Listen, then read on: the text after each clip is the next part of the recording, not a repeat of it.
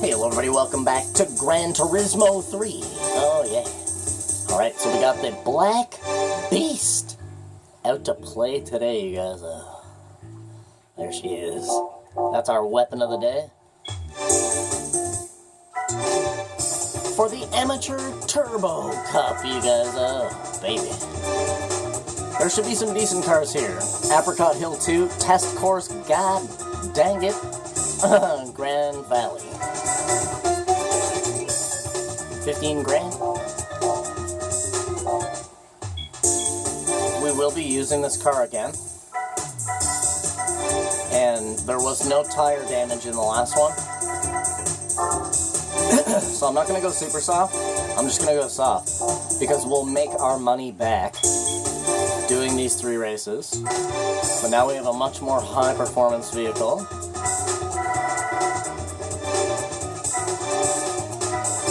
And doing these 3 races will actually pay for those tires that we just bought.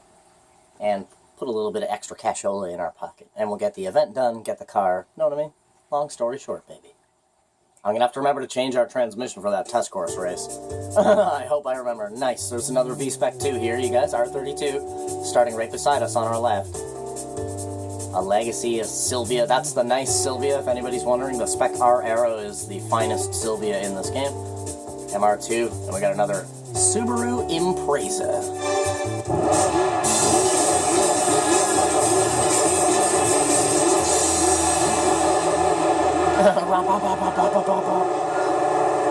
Hell yeah. Oh, it's a Midnight Blue, you guys. Midnight Blue Metallic. The other R32. Very nice.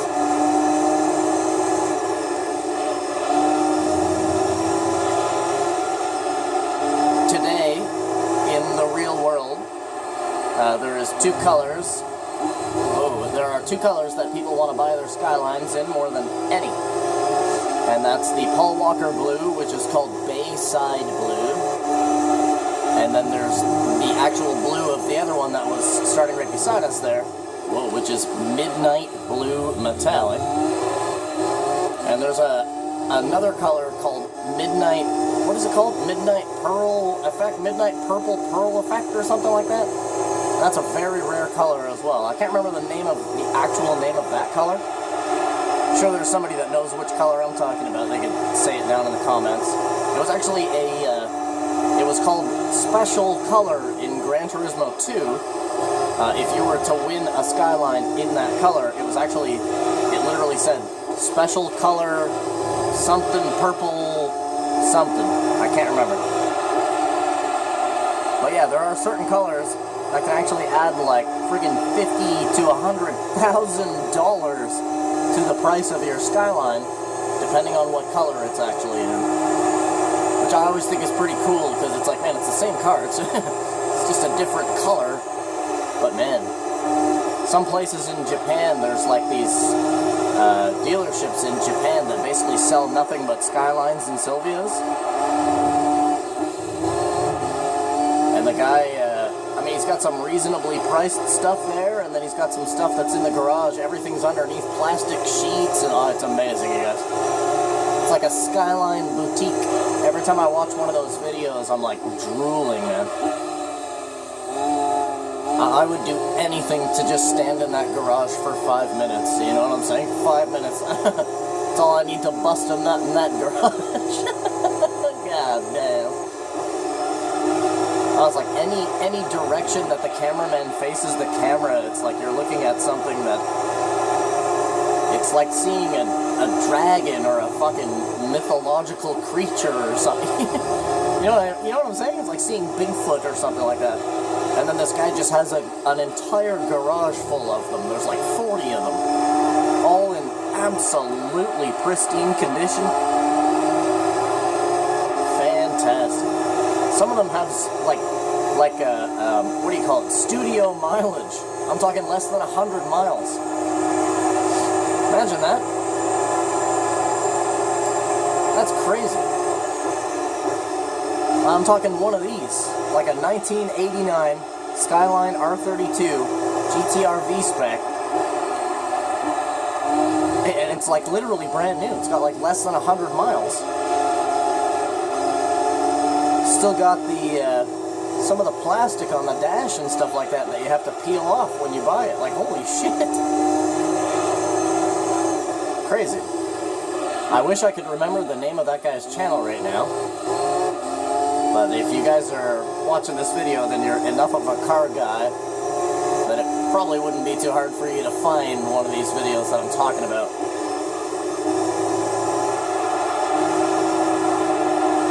Some of the dealerships in Japan, and it almost makes me cry, because it's like I see some of the prices on them, and I can quickly convert Japanese yen to, like, you know, Canadian or American in my head, right? So seeing the price of a Japanese car, I can quickly figure out how much it would actually cost in Canada. Man, some of these Skylines in Canada, like if you were to convert the price, some of them are like 20,000, 20,000, 24,000. Bro, that's a fucking Skyline. You know how much I would pay for a Skyline in Canada, dude? Upwards of $100 grand. Upwards. And it would be beaten to shit, too. It would not be in the condition that these Japanese guys keep them in. Japanese people just have a finer care for things like that, I think. I think here in Canada, well, there are some people, like the old guy that's still got like the 1960s Cadillac in perfect condition or something. That guy knows what's up.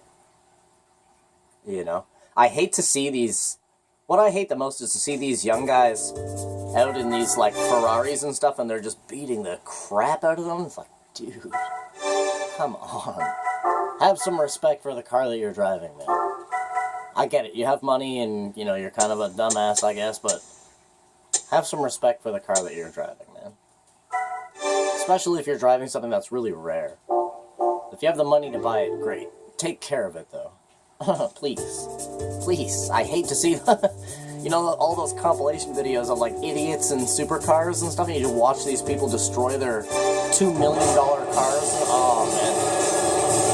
That shit hurts my soul, you guys. Like, it actually hurts me to watch those videos. Some of them, I'm like, I can't watch, man. What the hell's wrong with people? Like, this guy destroys this old GT40 Mark II, a 1966 GT40, and he's pulling out of, I guess, this little local car show. It's just a local car show. That's what actually pisses me off about it, is that the guy just wanted to be a jackass, if you know what I mean. So he pulls out like a bat out of hell, totally spins it, puts the back into a curb, and then, like, I mean, the whole back of the car is, like, lifted up like a banana. I mean, that shit's finished. There are no parts to replace that. You just fucked something up that's one of a kind, you know? All to impress some dickhead at the car show. Like, goddamn.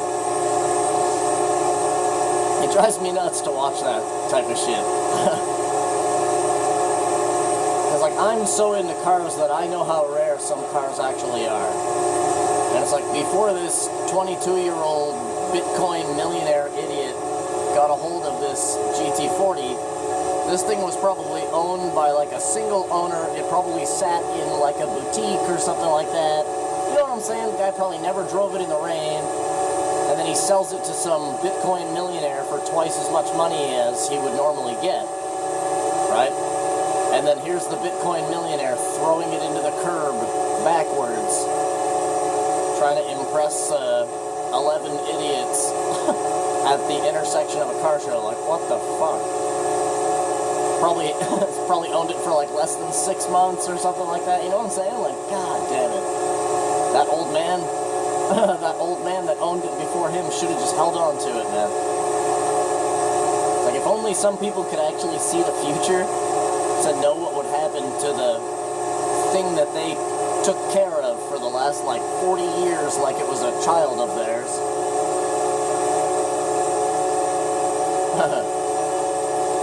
To see this guy just drive it into the curb.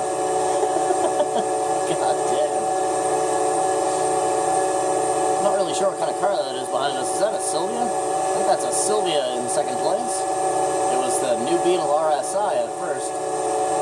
That's looking like a Silvia to me.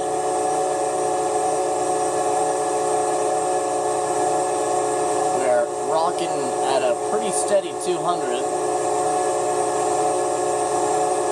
And route the transmission at a very nice spot. We don't seem to be actually capping. We're redlining, that's for sure, but we are not actually capping, which is perfect. You don't want your car capping all the way down the straightaway. That's what you don't want on this track. You want to just come to the point of capping, and then you get into the turn, and that begins to slow you down simply by gravitational force and, you know, turning. So we're about to cap. We're like a millimeter away from capping, and then we turn, which reduces our speed. We have a very perfect setting to run the test course right now in this specific car.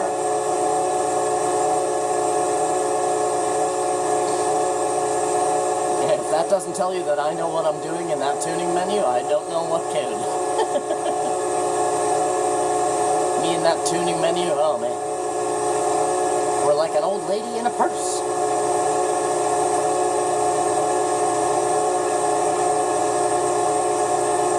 Oh, my friggin' hand is starting to kill me holding down the gas. I'm gonna switch to my left hand on the gas pedal.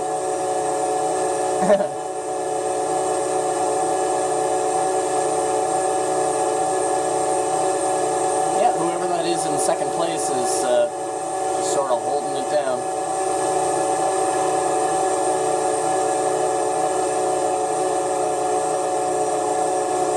Look at how tight this car can actually be. Like, we could actually go right to the curb and hold relatively constant down to 196. But if we come up here onto the shoulder,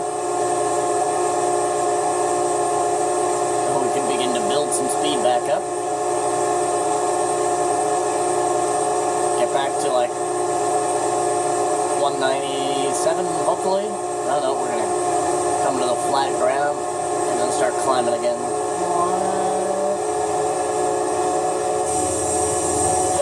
Jesus.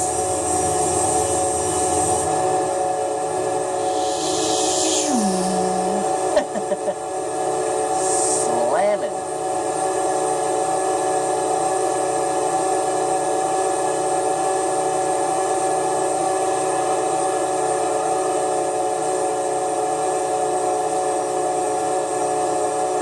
Like to ride the absolute high side because you'll be going about the same speed, but you're further up on the track, which means that you're traveling a further distance. So theoretically, right here in this lane is where you actually want to be, because it's still just as banked as the high side. You'll still carry the same amount of speed, but you're lower on the track, so you'll travel a shorter distance in total, giving you a faster lap overall. Yes, there is actually even a strategy involved in freaking test course, man. You want to know how to figure out that I'm not bullshitting you about that line right there? Is put in Gran Turismo 4 and go and do, what the hell is it? Driving Challenge... trying to remember which one it is. I think it's Driving Challenge number 37. It's the one where you're in a skyline and there's 5 other skylines and you're on the test course and you have to pass every one of them, but there's one skyline that's really far up ahead and you have to figure out how to use drafting and figure out where you need to be on this track in order to keep the highest amount of speed to actually catch the guy that's in first just before you cross the line. I think it's Driving Mission 36 or 37. Can't remember. Or 26 or 27. I can't remember anymore, but if you guys are watching and you played enough Gran Turismo, you'll know exactly which driving mission I'm talking about. It's the hardest thing to do in that whole damn game. Like, it's actually easier to go get all golds. Hold on, let me wait until we finish yelling here. Yeah, it's actually the hardest thing to do in Gran Turismo 4 is that stupid driving mission with the skylines. It seems so simple, but then it's like 5 hours later and you're like, what the hell is this bullshit?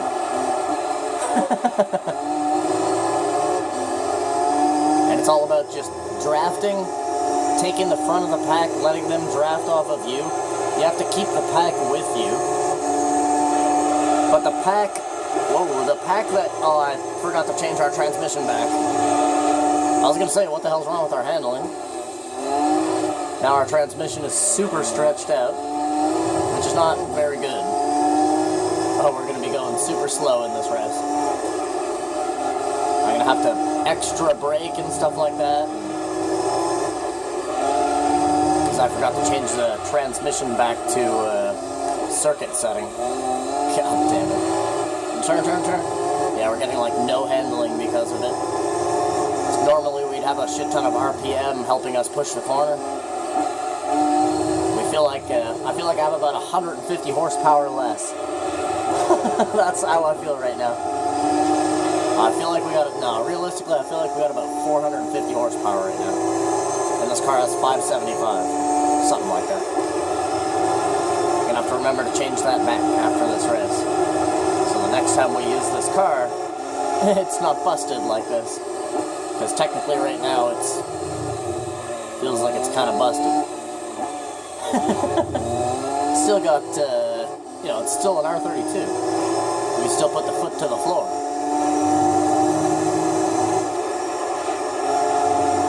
We're just not going through our gears as efficiently as I would like. I feel like we're like grogging right now.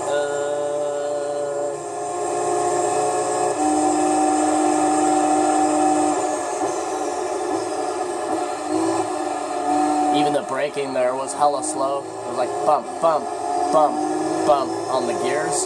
Whereas normally when you hit the brakes in this car on circuit setting, it's like bump, bump, bump, bump. It's like playing a musical instrument.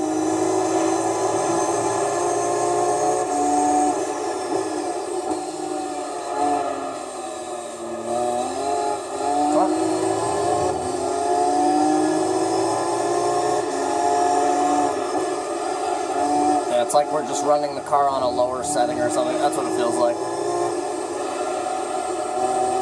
Which we technically are.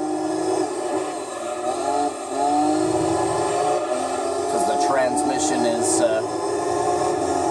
set really high, so it's kind of stealing the power that this car has.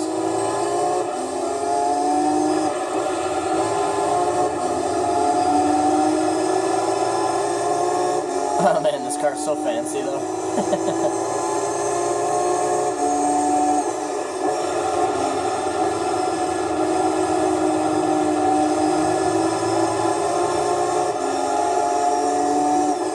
Look at the Volkswagen Beetle, you guys. Second place. That's the crazy Volkswagen Beetle though. The RSI, that shit's four-wheel drive. It was like 400 horsepower. It was like 384 or something like that. Or is it? Is it that high? Or am I overestimating? I don't think I'm overestimating. I'm pretty sure that car has some ridiculous horsepower. And it's four-wheel drive. It's a fast little Beetle. That's for damn sure.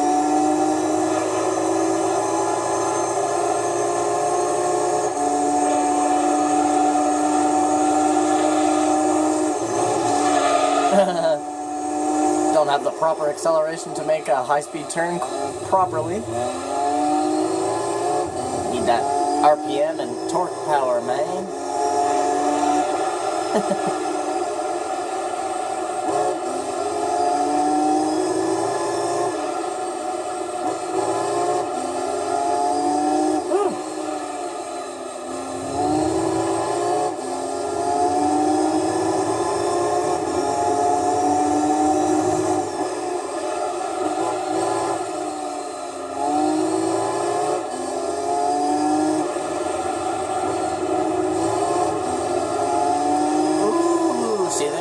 A good example of how the torque and just torque in general, I guess, helps this car around a corner.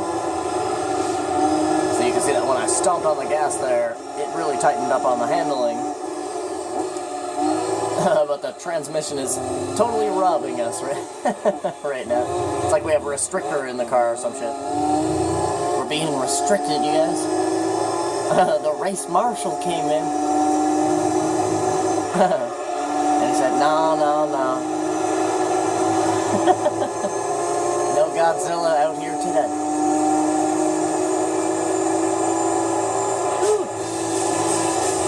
Well, looks like the Volkswagen Beetle held on. Yep. Wow. Look at that, you guys. Volkswagen Beetle just stomped all those cars. What the hell? That's not exactly a list of bad cars either. Well, there's some pretty decent cars there in that list. I mean, look at what we got here. STI, Audi S4, friggin' MR2, Nissan Silvia, like, it's kind of a laundry list of decent cars right there, and the Volkswagen Beetle just put them all to shame. Ooh, it's a Lancer. Oh, it's a Mines Lancer. Okay, that's not just a normal Lancer.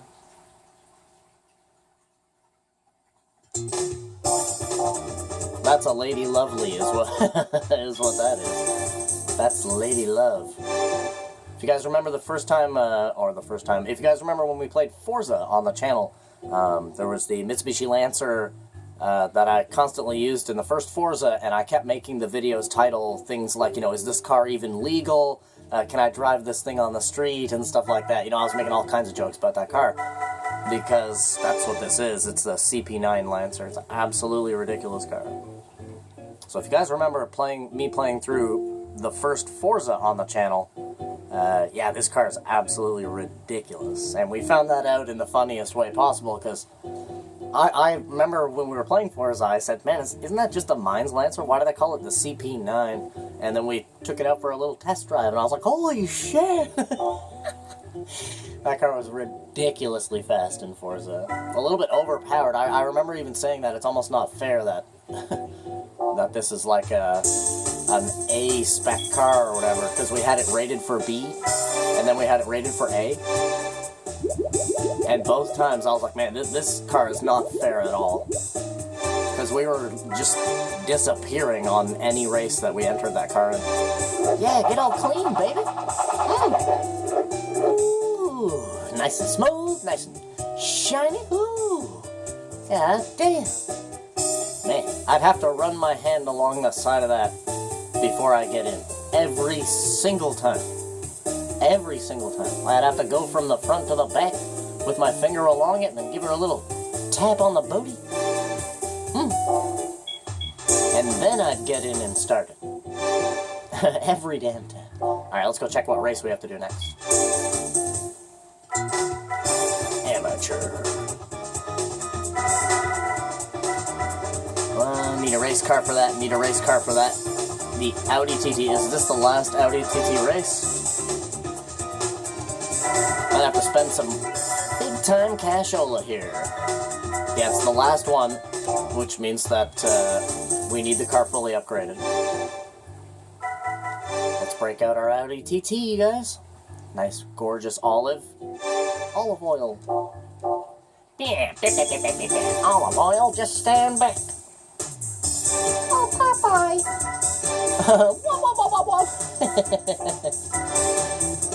We got good old olive oil out here. Yeah, so the final event of any of these, like, special cups that involve one specific vehicle or one specific type of vehicle, they're going to be fully tuned. So you gotta come packing heat. Tree 86. Yeah, this thing's still running on sports. So it might be 5 laps. And it might not be. It might be 3 laps. They might be 3 laps apiece. Let's go for mediums. Lightweight 3.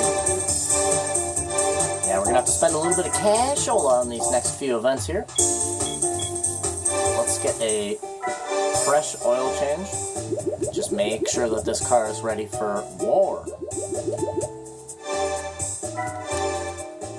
This one thing I always loved about Gran Turismo 3 is that it's cheap to do the car wash and stuff. If you guys don't remember, in Gran Turismo 1 and 2, it was like $5,000 to give your goddamn car a car wash, man. So you gotta spend some hard-earned cash just to wash your fucking car. Alright, you guys. Our TT's ready to go. Car wash and oil change put us up to 406 horsepower. Let's take a look at this weapon. Exactly 500 pounds of torque. That's pretty cool. 1185 kilograms. This car's gonna rock it, you guys. Power to weight ratio 2.9. God damn! Put your head against the seat before I accelerate. Might just give you a concussion. There's our stats, you guys. You can go ahead and pause it right there. I'm going to quickly save the game. But yeah, man, thank you guys for coming out and watching this episode of Gran Turismo 3. Do me a favor, you guys. Leave a like, subscribe, all that other cool stuff. You guys are the best. Freaking love you. Wish you the total best. I hope you guys have a freaking awesome rest of your day. I'll see you guys in the next one. Bye. Bye.